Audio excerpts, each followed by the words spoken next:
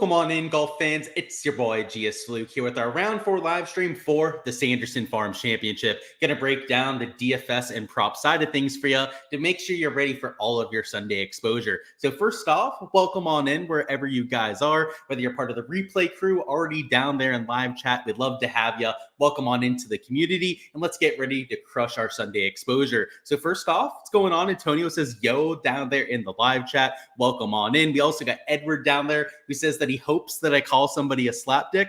First off, that's great. And we'll definitely be pointing out some slappies. So you'll get your wish a little bit later on. Hopefully you're having a fantastic evening and are ready to get after it. First off, though, before we hop into all the details for tomorrow, just want to remind you of the sponsor of this live stream, which of course are our friends over there at the Ship It Nation, a great source for all your needs on DFS.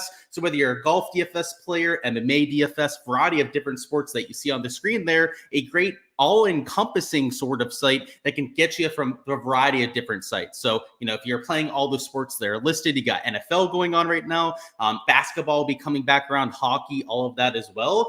They've got you covered if that's your sort of thing. So you've got the code Luke10 there. We'll give you a discount off any membership. And yeah, had to get the plug right out of the way early. Let's go ahead, hop into the content here for Sunday, which in terms of the scoring average today, actually played a little bit unexpectedly. We thought that the PM wave might get the better side of conditions. That was what happened the first 2 days. So, we'd probably expect that to happen out there for round 3. But the winds, the pressure, I think it was more so the latter, the pressure that really got to some later players actually made it play marginally harder. Now, if we sort this by ceiling score, you'll see that plenty of the later guys went off. Keith Mitchell was towards the top of the board, Kevin Yu to begin with. But you did have some early guys that did their part as well. That would be Will Gordon, the Streelmans, the Grios of the world up here for some of the early guys that went off, which wasn't all that unexpected. Same thing happened the first few days. Round 1, Skins came out of the bad wave. Same thing with Michael Thorbjornsson. So that wasn't really all that unexpected, truth be told. So I would say for Sunday, I would expect it to maybe flip back to what we saw days 1 and 2. Maybe not even conditions wise, because the forecast looks nearly identical to what we had for round 3. But a lot of that because of the form of guys towards the top end of the board. Your best players, the guys that are hitting the ball the best this week, are the ones that are going to have the later tee times. So you usually see that on Sundays. Some of your early starters will tend to eject from time to time as they're really out of contention heading into the last round. Whereas your guys that are playing down the stretch might have some pressure, but it means a whole lot more. So they tend to stay a little bit more engaged. So I would say that the conditions wise, let's just look at the forecast now.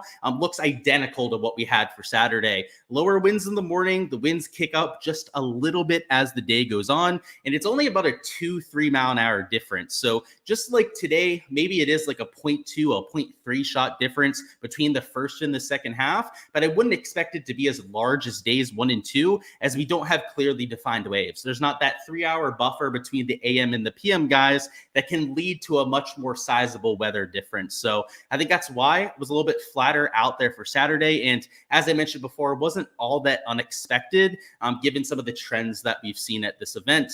Now, moving over to the Showdown side, let's talk through some of the strategy here for Sunday, which changes up compared to rounds 1 and 2. Round 3 as well, right, is just like rounds 1 and 2. But round 4, we've got the placement points to worry about. And considering that a lot of your better form players, the guys that are playing the best golf this week, have later tee times, you're going to have to take some chalk out there in your lineups. So just like I mentioned yesterday, you have to find that fine balance between taking enough chalk and getting different enough depending on the contest that you're in. So what you're going to see with some of the players that I'm pointing out here is that we're going to have some stands up top, guys I'm playing at higher ownership, but we're also going to be forcing in some plays to go out there and get that differentiation. So you're going to get a good taste of both of those aspects, right? Guys that I'm taking as conviction plays, and then some of the more out of the box diamonds in the rough that you're going to need depending on contest type. I'd say in cash, maybe you don't even need one of those pivots out there in a cash lineup. But if you're playing single entries, you're going to need 1, maybe 2 diamonds in the rough.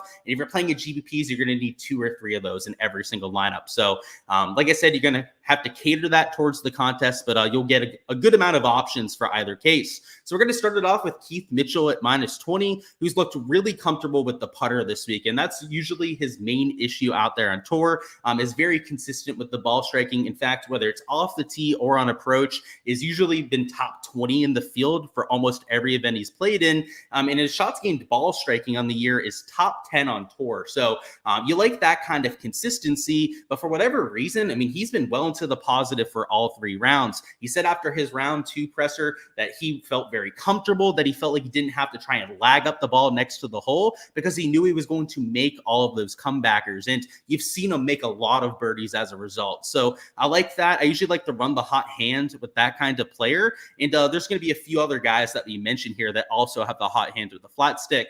More of a differentiation play up top would be a Nick Dunlap at 10 grand. So if you don't want to go with the super chalky Keith Mitchell, I couldn't blame you. As you can see here, he's about 36.7% owned. So the highest owned player, by the way, that you have out there for round 4 Showdown, which is usually the case when you're the leader heading into Sunday. But Nick Dunlap, if you're looking to get a little bit different, is going to be under half of that ownership. If you're looking just for pure on scoring potential Sunday, he's not going to finish in that top 3 after tomorrow, then play a Nick Dunlap. And it's worth noting that the placement points matter out there in GPPs. But if Keith Mitchell doesn't win, let's say that somebody down in the 7K range goes out there and steals it. Maybe it's even an 8K range player like a Bo Hostler, right? That goes out there and gets the thing done.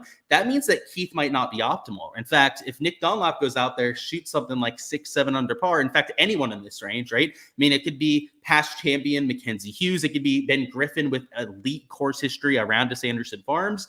Any of these guys goes out there and has a nuclear round. Let's say Keith Mitchell only shoots like -2, -3, doesn't win this thing. It could easily be this sort of player that you have to have. So, I point out a Keith Mitchell as a potential conviction play. I just like what I see with the flat stick. I think he's going to win this event. But Nick Dunlap, if you'd want to get off that chalk, is a great option to get to as well. So you're going to see that in almost every range. We're going to talk about a guy who's maybe a little bit higher owned and then try and offset it with somebody that is maybe going to be a little bit more differentiated. Where we at? What's going on, Brian? I saw the thing over there in the UK, by the way, that you guys can't play anymore. So sorry about that. But I know you guys have some other options. So glad to have you in the live stream, Brian. Hopefully you're doing okay with that news. And we can give you some insight over there for that site. I've never used it before, so let me know if there's any changes with the format and how I can help you out, Brian. But welcome on in. Hopefully you're having a fantastic Saturday. So let's talk through a few more plays on here. Talk through a few guys towards the top. Steven Jaeger, I've got it slightly lower ownership. Now, I say slightly lower because he's still 19.5% owned. I say lower owned, though, than somebody like Bo Hostler because he's over the 30% mark in Hostler. In fact, I've got an Eric Cole at well into the mid-20s. And I've got a few other guys like a Meissner, in that same level of ownership, if not even higher than what you have with Steven Jaeger. So though he's getting some steam, I think he's in a solid position to potentially sneak into the top 5. -13, I mean, if he shoots -7, that's probably going to be in the top 5 at the end of the day. And that would certainly be enough placement points, enough actual scoring points when you combine those to get 2 together to make it to the optimal lineup. So you're going to need scoring out there, right? Placement points, they matter, especially like the large field GPP. But at a birdie fest like this, they mean even less. I mean, this isn't the US Open where you're only going to see 2-3 birdies per round on a Sunday. This is prime birdie fest conditions. This is go out there, shoot -7 to make it to the optimal lineup. That is far more important out here for tomorrow than going out there and trying to sneak into that top 5. So just as much as I said, he has the chance to get top 5 potential. That's not why I like Steven Jaeger. A lot of that is because he found magic with the flat stick yesterday. Ball striking days 1 and 2 was pretty solid, especially round 2. Had his best stuff from tee to green. If he can marry up that tee to green success with a little bit of that magic that he found on the greens today, then that would be a super low round. So that's why I like Jaeger. He fell off a little bit towards the end of his day. So hopefully he can get that turned around for Sunday. Daniel Berger, speaking of disappointing days, if you took him for a prop, my bad. That was a terrible choke job by Daniel Berger. Was -3. He was tied for the lead after 9 holes. I have to say, I was really rooting for the guy. The story at this point is what you're rooting for out there with Daniel Berger. The guy deserves to win, right? After coming back from a 2.5 year layoff, essentially completely losing his game after returning as well. and you saw the nerves. It's the first time he's been towards a lead since that happened. And I guess we probably should have seen it coming a little bit. If you're, been out of contention for that long, you haven't had that feeling in your blood for a while, it's going to hit you a little bit different. So I have to say, a little bit disappointing, I'm sure, for Daniel Berger, but he isn't completely out of it, right? He's minus 15. He still ball striked it relatively well today, outside of hole number 12. That really killed his approach number when he put that ball in the water. So he ended up screwing me on a prop. I probably should be mad at him, but I'm not, right? I look at him, I say, you know what? That happens. You let the nerves get to you, buddy. But now you're starting from 5 strokes back, and you don't have to worry about that same kind of issue. So I actually think you could see a bounce back from Daniel Berger Sunday. He definitely folded today. That's for damn sure. But I don't think he's going to have that same problem. He's not likely going to touch that lead unless, he goes out there and shoots something nuclear low. And if he makes that many birdies, well, you're going to have him out there for Showdown anyway. So I'm taking a shot on him. He's got some ownership still there at 16.5%. But if he had even finished minus 17, minus 18, he would have been well over 20%. So you could argue that 16.5% ownership right there is probably even a little bit too low.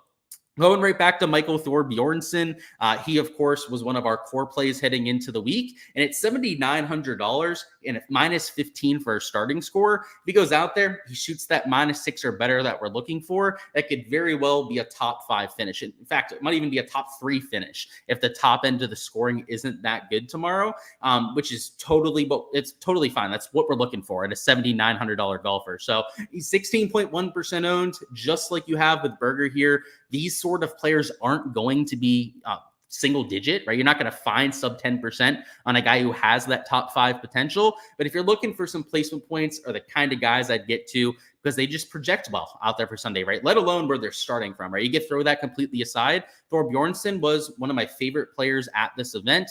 And then Daniel Berger has some of the best ball striking stats of anyone on the field, right? So you'd like them in a vacuum, let alone with the placement point potential they bring as well. If you're looking to get different, though, just as I said, every range, we're going to have at least one of these options to get different. Justin Lauer would be that option. He's starting at minus 8, so you're not getting any placement points or at least any meaningful ones out there with Lauer. But what we are getting is somebody that's been excellent on approach the entire week and also a player that's only 5.5% owned. So as I mentioned before, it kind of depends on the contest that you're entering. If you're in a large field GBP, you might only need 1, 2 at most of these sort of players in your lineup. But in a large field GPP where you need 2, maybe even 3 of them out there in a build, these sort of guys are going to be absolute gold out there. So there are quite a few of them. I would say ball striking stats are a good way to get to some of these players. You saw with Nick Dunlop. I just liked him at this golf tournament, right? He's one of the best players in the field, period. Highest birdie or better percentage player of anyone in the field. These low-owned guys, it's either high birdie or better percentage, pedigree. That's what you have with Dunlop. You've got the ball striking stats out here with the Justin Lauer. And what you're going to see with the next option that we're getting to is the last example. And that would be a course history play. That, of course, Luke List down here at just 4% ownership would be the other way to go after some low-owned options. Don't just try and pick guys out of the hat. Have a rhyme and reason for getting to somebody going off early. And usually that means they played poorly for Saturday. So you're trying to, figure out a reason to go out there and play somebody. If they played well in approach but sucked everywhere else, maybe consider them. If they're high birdie percentage player, I guess that would be as far as a flyer as I would take. The other thing to lean on would be that long-term history, as I mentioned before. Ben Cole's at 10.8%. He's another one of these semi-conviction plays that I'll take in this range. He's only like 10.8% owned, though, so I don't know if I'd call him a true conviction play as I'm playing him in like 20% of my lineups. But the ball striking stats to this point have been excellent for Ben Cole's, gaining well into the positive with the shots gained approach, which is what I'm mostly looking for in my plays for Sunday. And that's over the entire event, not just what we had out there for today. Austin Smotherman will be the last play that we talk about here together. He's only 1.4% owned. He was mediocre at best today, had a slightly worse than average round. Did not help your Showdown lineups, right? If you used them out there in lineup. So definitely got me in more than a few cases out there today. But I'll go back to him because the ball striking stats were totally fine. Rounds 1 through 3, rounds 1 and 2 in particular, were fantastic out there from the shots gained ball striking. But even out there for today's rounds, it was half decent. He didn't have maybe as good a stuff as he had for rounds 1 and 2, but that's why he only shot -2 on the round. So I think he's got that potential. He did make quite a few birdies out there, just far too many mistakes to keep the round and the score low. But for Sunday, if you need differentiation, I think there's worse options to get to. This isn't just a random play, me out there taking Smotherman. It's me really leaning on those ball striking stats that we had before. So have a process for Sunday. For better or worse, you need to go out there and not just pick names out of a hat, right? That's the number one piece of advice I can give you guys, is take the RNG out of it, right? Have a process, stick to it. Obviously, evaluate your results afterwards. Try and improve every single slate that you can, but you shouldn't just be going out there and saying, fuck it, I'm going to play this guy, right? Like, have some sort of a reason for it. And the reason why I say don't just say fuck it and go out there and play guys is there's too many options to choose from, right? If we only had 15 guys on the slate, and if you just had to get different somewhere, like, all right, look, whatever, I'll just pick this guy and I hope he does well. There are 68 guys that made the cut. You have 68 players to choose from. I mean, you just can't pick randomly and hope to get it right. At that point, you need a process. You need something to use as conviction. So for me, it's pretty easy. Course history, ball striking stats, birdie or better percentage, right? That's what I preach. It's what we've been preaching on this live stream for months, and how I've made Showdown as profitable as I have. So lean into that, adapt it to your own process, however you guys seem fit, and let's have ourselves a Sunday Showdown. Where are we at? Thoughts on Collie for a top 5? And can I tell you about Collie? So he's been around for a while. He had an injury, was out for a few years. So kind of like Daniel Berger, he was out for even longer, actually, than what you had with Daniel. So I worry about that. I worry about him having those competitive nerves, but he's a great player. He used to win out there on the PGA Tour, was a very consistent player as well. Not usually the best off the tee player. He can be a little bit inaccurate. He's not like a bomber off the tee, but usually a really good iron player. So that's why he's so consistent. I think that's why he made so many cuts when he used to play. So not a terrible option. I mean, the issue for me is the nerves. I saw it with Berger today. He's towards the top. He didn't really feel it yet. It kind of feels like it's coming for these guys that haven't been up there in quite a while. And top 5 at plus 190 though. Ooh. I mean, it's probably a decent number. I mean, he's starting in the top 5. I guess the reason he's plus 190 is that they think the bogey's going to come. So I would say that's a pretty decent number on that kind of bet. I mean, it's 2-1 on somebody starting up there. So maybe. And yeah, dude, Brian, that is absolutely brutal. I empathize with you there. I mean, I didn't have sports betting when I was in college and stuff. It was the same kind of thing. It was pretty shitty for sure. And you're saying the UK sites are terrible, Luke, not even a Showdown available. Damn, I know that the week-long stuff, they at least have it, but dude, that's a tough one. Hopefully they can get something figured out for you, Brian, but if not, was glad having you around here, man. And you should try the props, right? I know we were talking about that before, Brian. A lot of what I do is like Underdog and Prize Picks, but you could definitely adapt it to the books. It won't be 1-to-1. You're maybe not going to have as much selection, but I have a lot of fun with props. In fact, I probably spend more of my time and process on props than I do DFS, which is it's crazy to think about. It's honestly DFS can be more complicated, but props it's a lot of fun. So I spend a lot of time on it, right?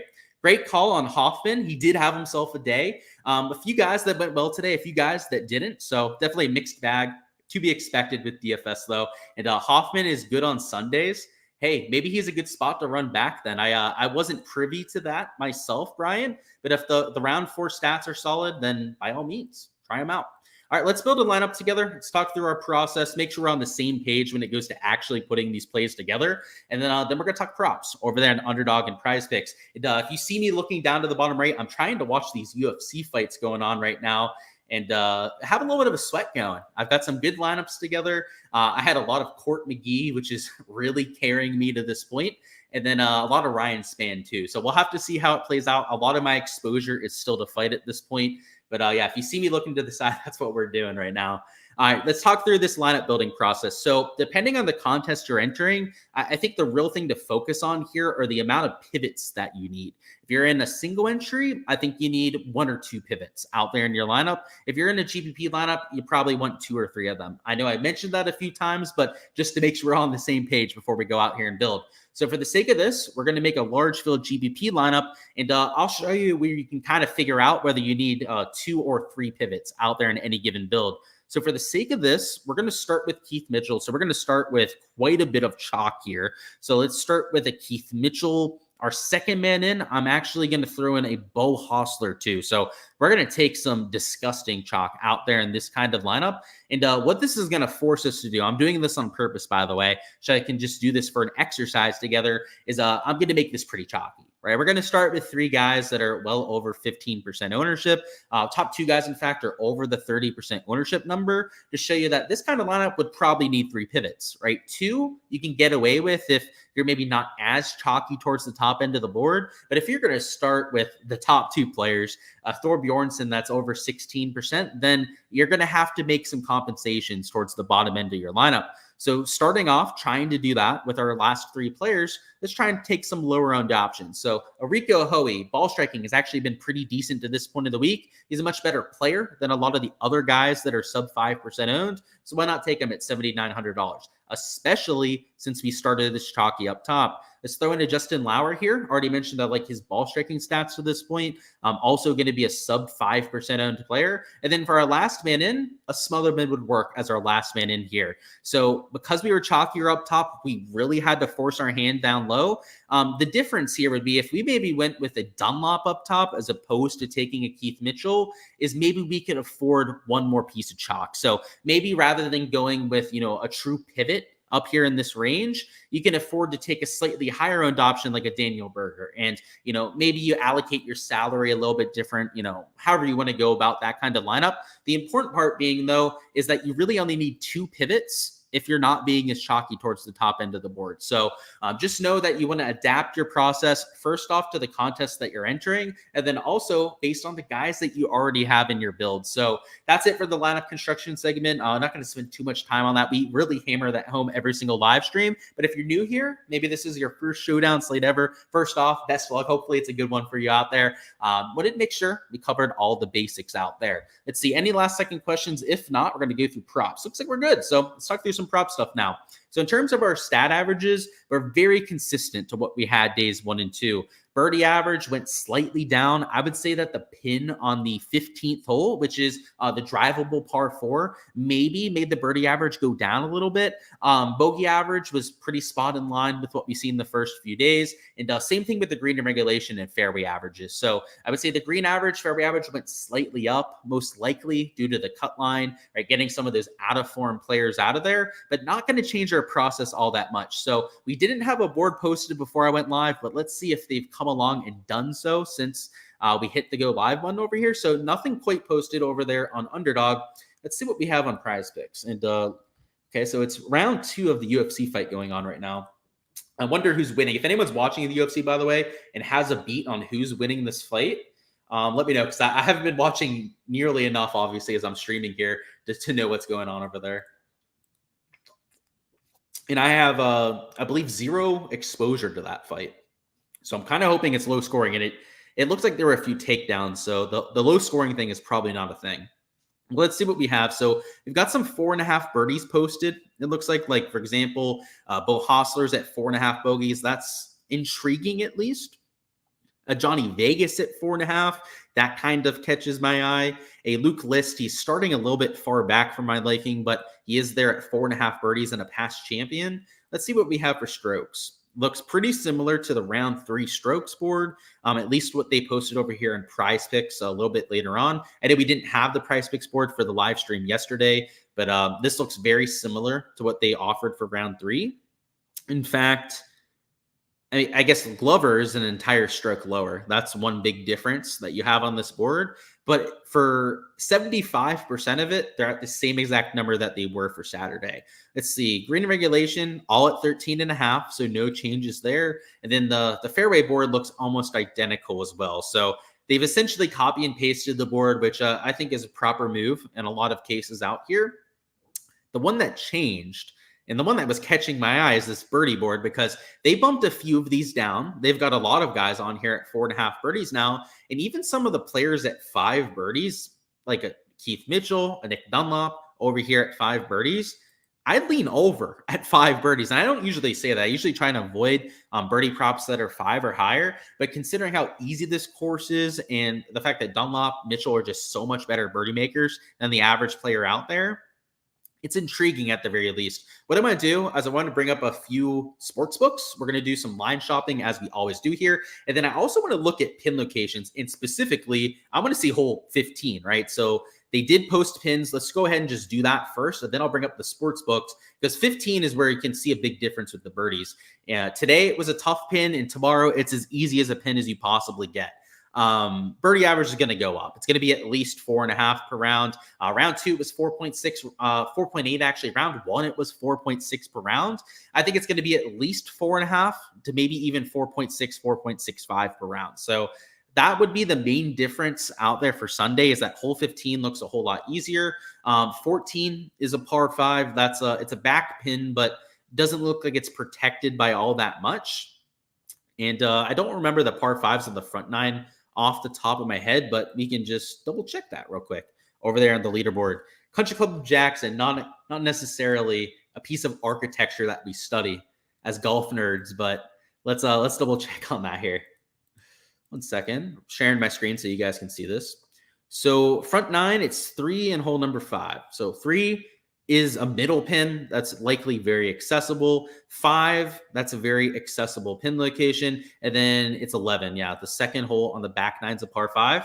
That one is tucked in the front right, so it's closer to the water, but it is going to play shorter than what you had for round 3. So I would say that this looks like an easier setup, at least on the scoreable holes out there for Sunday. Biggest change being 15, holes like 5, even 14 is pretty accessible out there too. I think that you're going to see some potential eagles out there on people's rounds. And the big difference, at least prop wise, is that I think some overs on birdies really make sense, particularly for a power player like Johnny Vegas. Johnny Vegas can take advantage of the par 5s. He's got that drivable par 4 out there. I mentioned maybe even looking at Keith Mitchell for an over at 5 birdies. The issue with Keith is that he's the current leader. Will definitely be playing with some pressure out there tomorrow. So maybe Nick Dunlop is the better lean if that's going to be the case. Isn't playing with that same kind of pressure. Has to be aggressive starting a little bit further back. But these birdie props, at least based on principle, based on the actual setup that we're getting, are likely the place to play. Strokes could be a lean if we can find the right kind of projection. 68.5 is probably a no-go for me on unders. Shooting -4 is just, I think, asking too much. Even for some of the best players, it's just, if you make a bogey, a double bogey, it could be over real quickly. At 69.5 though, so you've got Hoffman at 69.5. There's Luke List at that kind of number, is where I'd start considering taking an under. So yeah, I think strokes board, you could find some unders if you're selective about it, but the birdie board is at least what's catching my eye early. Let me see if we've posted anything on Underdog quite yet, or they have. Definitely not we. I would never associate myself with that site. They are crooks and criminal in a few cases, I would say. Okay, the prize picks is all we've got for now. I guess we could take an aside over here to Eurogolf after we make a slip over here for PGA. But Eurogolf, they're playing St. Andrews. It should play to like a -2.5, a -3 scoring average. I was looking at this before. They have this pretty solid in terms of pricing. I'd say some of these 69.5s, I guess just to give you like the Spark Notes version, I think there's some unders at 69.5 you could consider. Like an Alex Noren, he's the kind of guy that would play well to St. Andrews, has played well at St. Andrews in the past. But these guys that are at like 68.5, I guess like a Fleetwood wouldn't be the worst lean. It's just asking somebody to shoot -4, whether it's on the PGA side or over there overseas, is a lot, right? Even the best players like a Rory John Rahm, they struggle to do that from time to time. So it's just, I don't love those kind of boards. I don't love Birdie Fest when it comes to these props, as they're slightly more unpredictable, I would say. Thoughts on Bo under 69.5 at even money? He was pretty bad today and still shot -4. I think that he's going to play better tomorrow. He showed a lot of nerves out there today. It's part of the reason I'm playing him for my round 4 showdown lineups. If you can get that at even money, I like it. On a site like Prize Picks, I believe they have him at 69 strokes. So yeah, they're leaning on the under, even with that being at even money. And I agree with that, right? So that's why I'm not sitting here like, oh, let's take the over, right? Because he's 0.5 higher in books. I actually agree with that kind of lean. So I think that's a sharp bet. In fact, let me see if there's any other guys at 69 that you might want to see if you can find at even money. If they have Eric Cole at 69.5, I would hammer that under. I'm assuming if he's at that number, though, he's going to be pretty heavily juiced under. What else do we have? I'm trying to see who won that fight. So, okay, so it just went the distance, it looked like. No idea who won. If anyone's watching, let me know. Like I said, I guess I'll see here in a minute who gets their hand raised. But that'd be nice to know. Let's see. Let me bring up FanDuel. We can just look ourselves, huh? See what they actually have posted for you, Antonio. 1 second while I bring that up real quick. And we'll look at Caesars as well. DraftKings hasn't been posting odds for some reason, which is disappointing, as they're usually the best book when it comes to their pricing. But let's bring up Caesars. Let's bring up FanDuel real quickly and do some line shopping for you.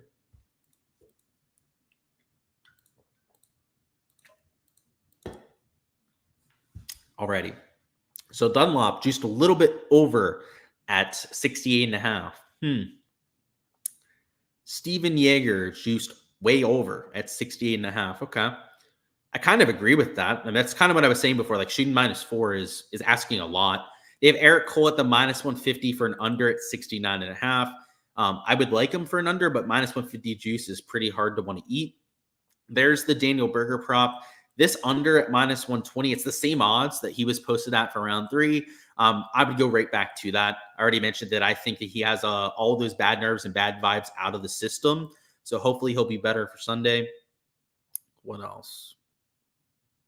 Ooh, Keith Mitchell here, 69.5 and only -140. I'd bet that.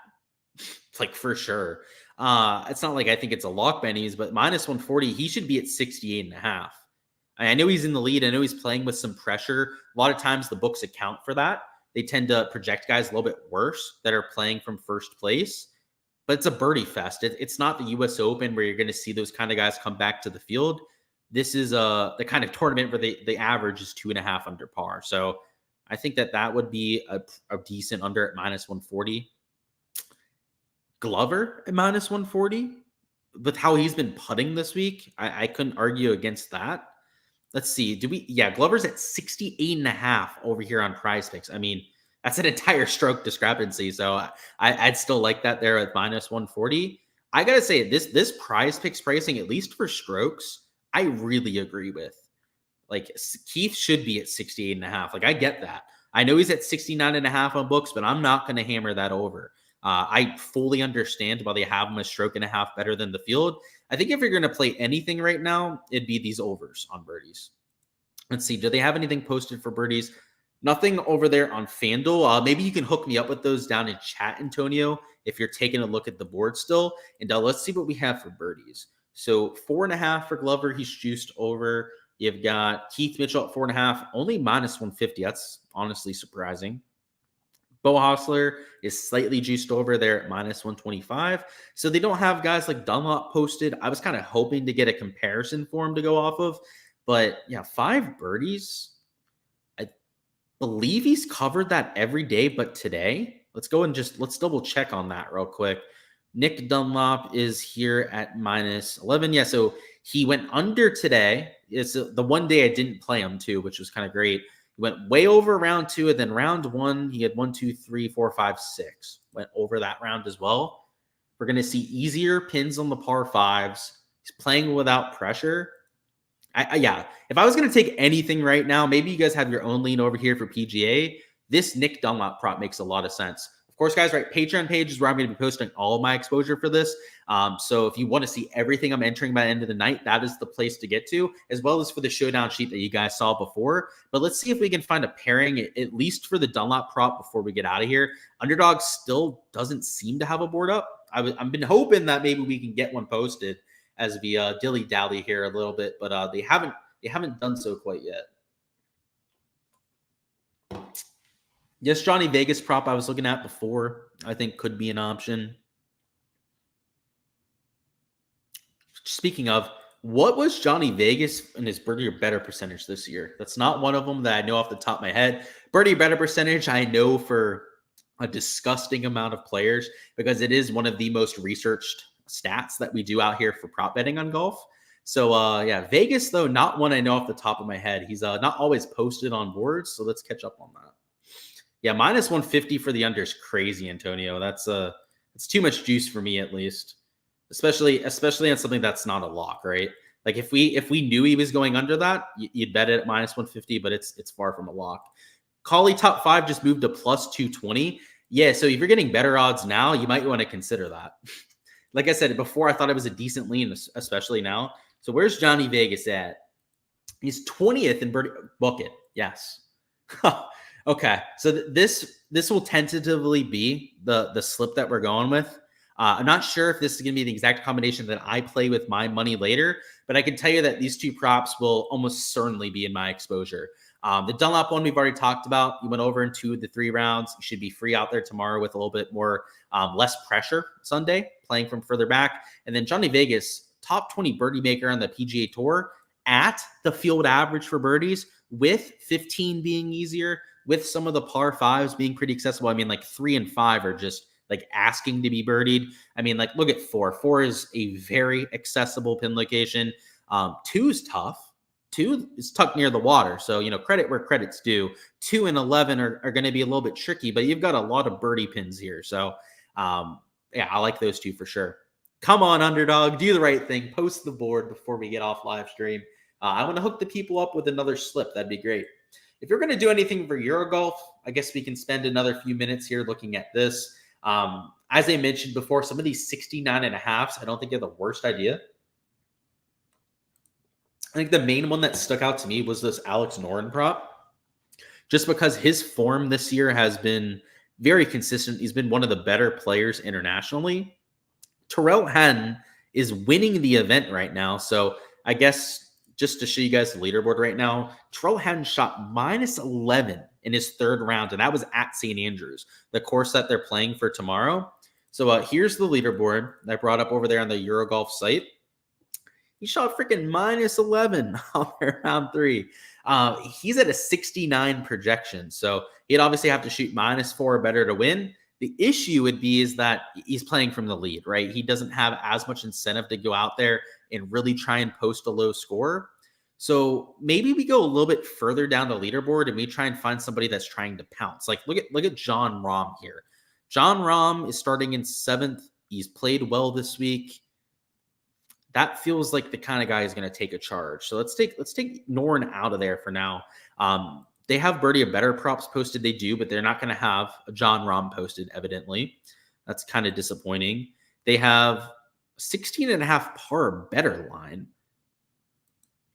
So it's a 1.5 bogey line is essentially what that implies. Let me see if they have anything posted here on Caesar. Sometimes we get DP World Tour odds, and it looks like we do. So Fleetwood is at 68.5, and he's even money. What was his projection over here? He's at 68.5 strokes. So, okay, that's spot in line. Terrell Hatton was just over 68.5. All right. At least I guess that's good to know. Jon Rahm also juiced over at 68.5. What I want to see now, is the bogey lines, and they do have them posted. Let's see what they have. They refreshed it on us. Okay, I guess we'll have to go back to the bogey board. It looks like they had something up for Jon Rahm, so we're going to be able to compare that. So, yeah, he's juiced a little bit over at 1.5, which I was hoping to see the opposite, right? I'll admit, I was hoping to see it juiced towards the under, but I don't know if I agree with that. So maybe we avoid the par better just because the sports books are trying to give us a bone there, trying to tell us that maybe it should be juiced towards the over. If we had a birdie line at 5, I'd be hammering that over. Shane Lowry, 4.5 birdies might be it.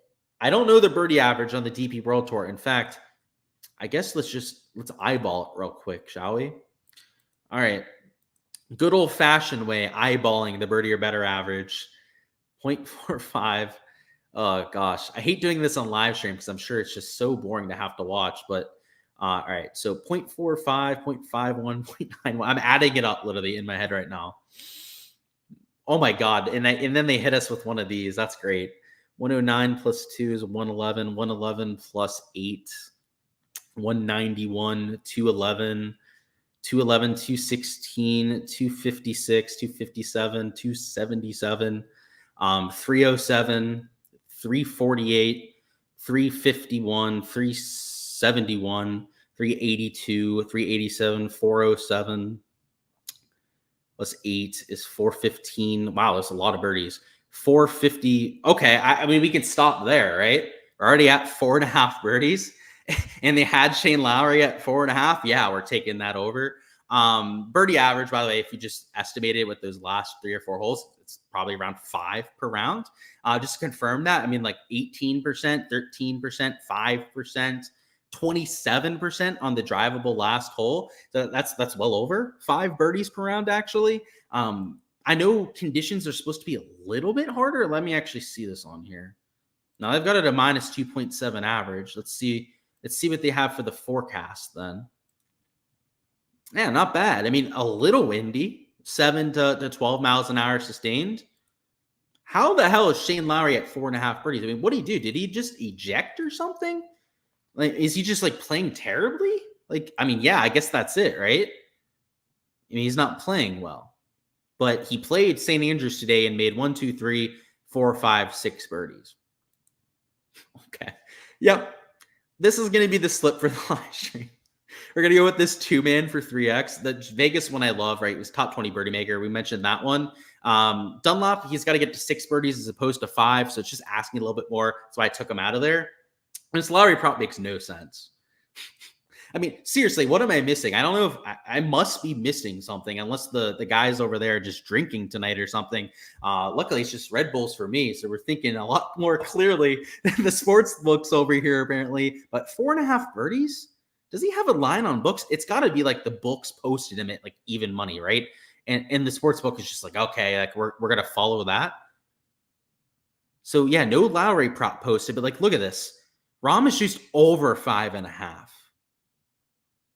McIntyre is at 5.5. Now, you've got these like random guys like Tom Valiant. I don't even know who the hell that is. He's juiced under 4.5.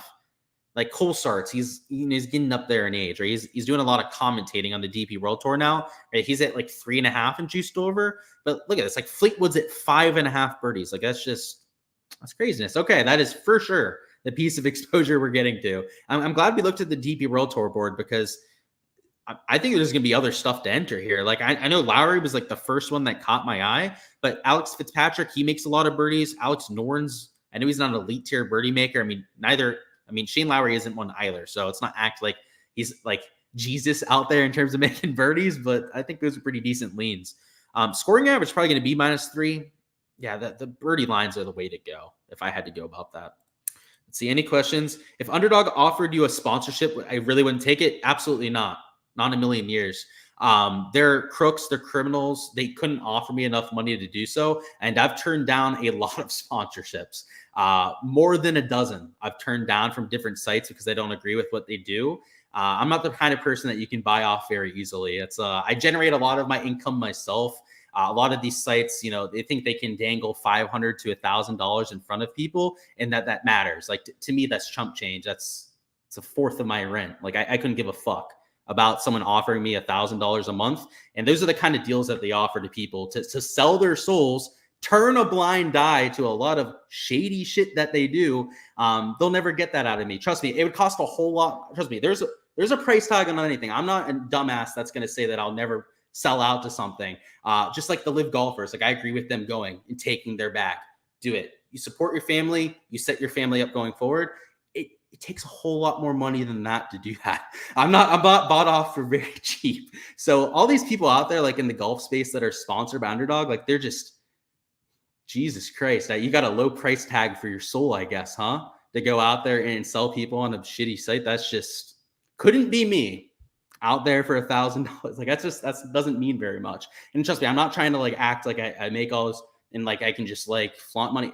No, it's just that means a whole lot more to me than just making a little bit of chump change, right? My reputation and my people mean a whole lot more to me than some money. And a lot of people out there can't say that. And I know a lot of people that are sponsored with Underdog, and I look at them a little bit differently because of it. I'm not going to lie.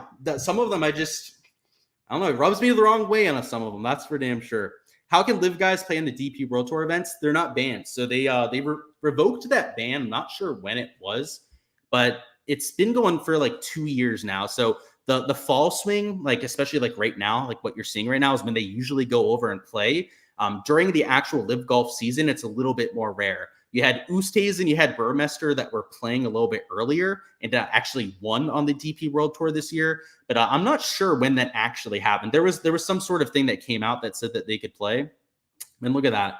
Did we get anything on Underdog yet? Did I waste enough time to get a board? And we didn't. So, all right. My apologies about the Underdog stuff. I guess their lines makers out drinking as well or something, skimping on the job. I guess expected from these degenerates out there over the weekend. But what are you going to do about it? If you guys want all my exposure, you know where to find it. Patreon Place is the base to be. I'll never turn you guys the wrong way. To add on top of that conversation just now, I'm not going to sell out. I'm not going to be that kind of guy that puts you guys the wrong way. Trust me, I have a lot of beef with the sports books. And I think the people that are very good and go along with the sports books are shady people. I mean, think about it. They're trying to rinse all of us for as much money as we can. Like sites like Underdog, Prize Sticks, that's how they make money, right? And you have these people that like pander to them, that, you know, bend the knee to all those kind of sites like that. That's shady. Those are the people trying to take money from all of us out here that are raking us to shit. 22%, you know, VIG on every single prop that we're entering. I don't know how these people are, you know, in good graces with those kind of people. I don't know. To me, that they're not very good actors. So that's what I'll say about it. You'll never get that from me. Trust me. I'm as blunt and upfront as possible when it comes to that kind of stuff. And it's why I won't take money from those kind of sites. Trust me, it would take a lot. I shouldn't say I never would, because if they offered me enough money, just like Live Golf with a golfer, offer you enough money to go, I probably would. I would tell you, right? I'd be like Harold Varner III. It'd be like, hey, this site's done some shitty stuff, but look at all this money they gave me to do this. It'd be like the Harold Varner approach. Trust that. That's all I've got there, guys. Enough shit posting out here for a Saturday evening. Hopefully you guys had a good one, ready for all of your Sunday exposure. Best of luck with everything that you guys are doing. Take down a GBP or two for me. Cash out on those prop slips, and let's have yourself a Sunday. Best of luck, and I'll see you guys for all the content at the Black Desert Classic. New event, something that we haven't seen before, so it'll be fun to try and figure out that golf course and get after it for yet another tournament.